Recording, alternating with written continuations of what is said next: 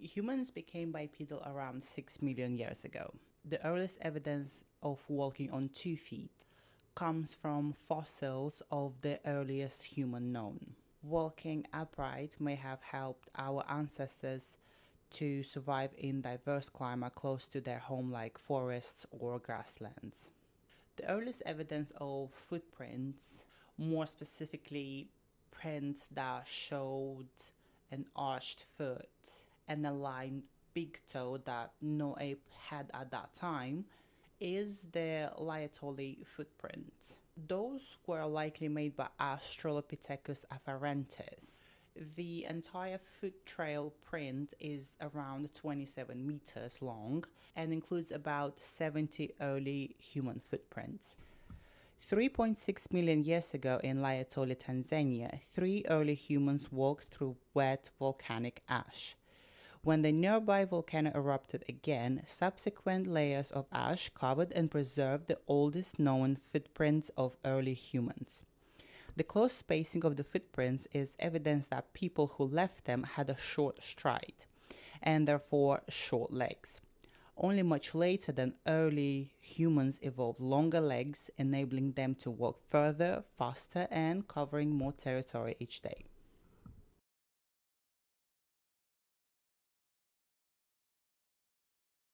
Your foot is the root between your body and the earth. During the gait, the movement of the foot drives the rest of the lower extreme bone. This mechanism adapts to uneven surfaces, provides traction, and aids balance through proprioception, which is awareness of the joint and body position. Your foot has 26 bones. Between the ankle and the foot are the tibia, fibula, patella, and femur. There's 30 bones on each side, forms the skeleton of the lower extremity. Ligaments hold the foot bone together. In a normal foot, none of the bones between the calcaneus and the metatarsal head transmits weight directly to the ground. Weight on the talus transfers to the calcaneus in the rear and to the metatarsal heads in the front. The unusual bone shape, along with alignments and, to a lesser extent, muscle support, forms 2 longitudinal arches, medial and lateral, and a less obvious transverse arch. The arches protects the foot by redistributing pressure and by creating a foot that is both rigid and mobile.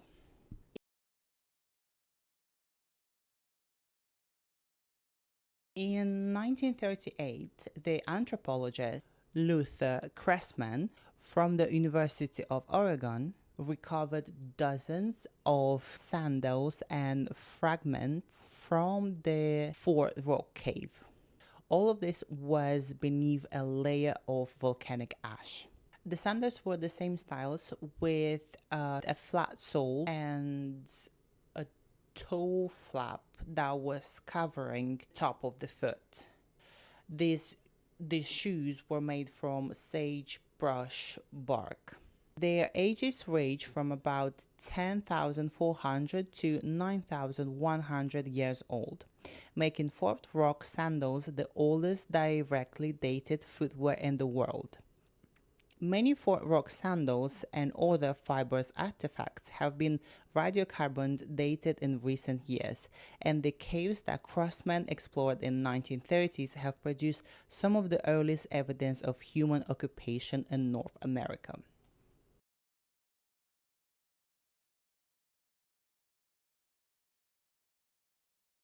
Records show that between 14th BC in Egypt until the mid 1800s, shoes were essentially produced same way by the hammer and lapstone.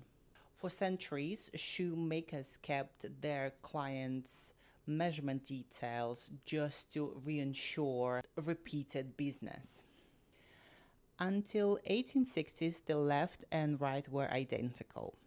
From the 16th century until the Industrial Revolution, nearly all the shoes were straight, designed to be worn on either foot, because they were more economically and easier to produce than mirrored shoes.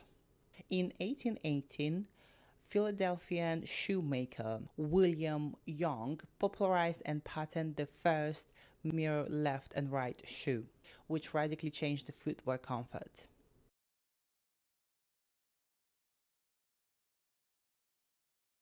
Archaeological evidence suggests that these issues were persistent since early shoes use.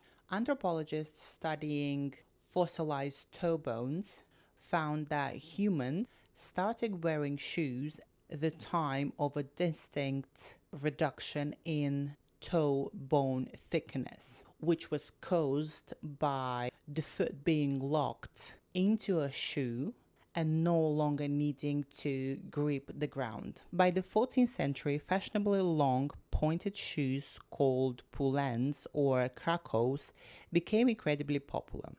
The rate of bunions in the skeletal remains spiked by 27%.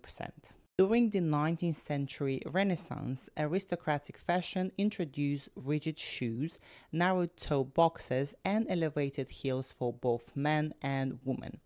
Medical writing and historical shoe archives from this era begin to frequently discuss foot pain and deformities, such as hammer toe and severe bunions, as the natural consequences of cramming food into rigid, unnatural shapes. In the early 1900s, foot doctors began challenging the shoe industry over rising rates of foot problems. In the 1930s, medical pioneer Dr. Dudley G. Morton published best-selling literature exposing how modern and natural footwear was crippling the general population by flattening arches and permanently weakening the foot muscles. According to the study, if the shoe fits wearer, 9 out of 10 women wear shoes that are too small for them. Many women stopped measuring their feet after adulthood, unaware that the foot sizes may change due to pregnancy or any natural widening over time. Women are more likely to wear fashion forward shoes, especially the ones that have a high heel, place a really big stress on the foot. This type of styles can cause a variety of long-term conditions, and repeated exposure, even a few times a week, can permanently alter the foot shape and function.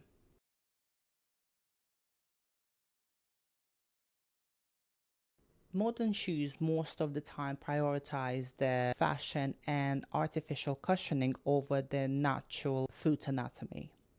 By forcing the foot into a natural shape and doing the work that the muscle should be doing, they contribute to structural issues, chronic pain, and biomechanical dysfunction from the ground up. Foot deformities that we already discussed, like bunions, hammer toes, corns, and calluses, muscular weakness and pain, muscle atrophy from excessive cushioning and rigid arch support leads to weak arches and reduced stability. Plantar fascia, overstretching the plantar fascia by constantly wearing elevated heels and rigid soles, steals the foot's natural elasticity. Poor posture and joint issues like altered gait and elevated heel drop, and minor issues like blisters and ingrown toenails caused by shoes that compress the front of the foot, making nail edges grow painfully into surrounding skin.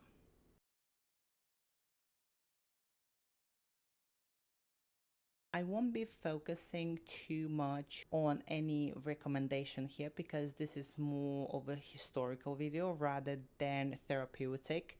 And I know a lot of people will explain it better than I do. But here is my take on all this. Avoid shoes that have a narrow toe box, such as high heels or tight flats.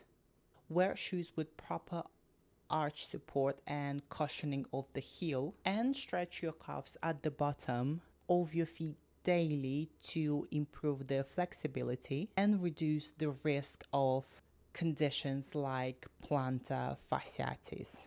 Well, that's all from me today. Thank you so much for watching, and I will see you guys in the next video. Bye.